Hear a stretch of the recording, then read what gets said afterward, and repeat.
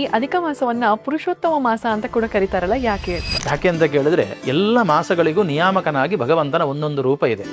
ಉದಾಹರಣೆಗೆ ಕೃಷ್ಣ ಗೀತೆಯಲ್ಲಿ ಮಾಸಾನ ಮಾರ್ಗಶೀರ್ಷೋಹಂ ಅಂತ ಗೀತೆಯಲ್ಲಿ ಹೇಳ್ತಾನೆ. ಮಾರ್ಗಶಿರ ಮಾಸಕ್ಕೆ ಹೆಚ್ಚಿನ ಮಹತ್ವ. ಯಾಕೆ? ಅದಕ್ಕೆ ಆ ಮಾಸದಲ್ಲಿ ಭಗವಂತನ ವಿಶೇಷ ಸನ್ನಿಧಾನ ಅಂತ. ಅಲ್ಲಿಂದ ಕೇಶವಾದಿ ದ್ವಾದಶ ರೂಪಗಳನ್ನು ಗಣನೆ ಮಾಡಿದರೆ ಕೇಶವ, ನಾರಾಯಣ, ಮಾಧವ, ಗೋವಿಂದ ಅಂತ ಬೇರೆ ಬೇರೆ 12 ಭಗವಂತನ ರೂಪಗಳು 12 ಮಾಸಗಳಿಗೆ ನಿಯಾಮಕ.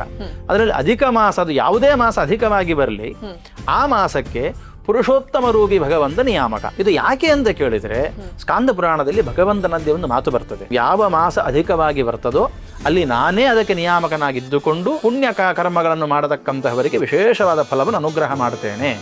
ನಾನೇ ಅಂದರೆ ಪುರುಷೋತ್ತಮನ ಹೆಸರಿನ ಭಗವಂತ ಅನಂತ ರೂಪಿ. ಆದರೆ ಎಲ್ಲದಕ್ಕೂ ಹೆಸರು ಕೊಡಲಿಕ್ಕೆ ಸಾಧ್ಯ ಇಲ್ಲ. ಎಷ್ಟು ಸಾಧ್ಯವೋ ಅಷ್ಟು ನಾಮ ರೂಪಗಳಿಗೆ ಹೆಸರನ್ನು ಕೊಟ್ಟಿದ್ದಾರೆ ಶಾಸ್ತ್ರಕಾರರು. ಅದರಲ್ಲಿ ಪುರುಷೋತ್ತಮ ಅಂತ ಒಂದು ಹೆಸರಿದೆ. ಪುರುಷರಲ್ಲಿ ಶ್ರೇಷ್ಠನಾದ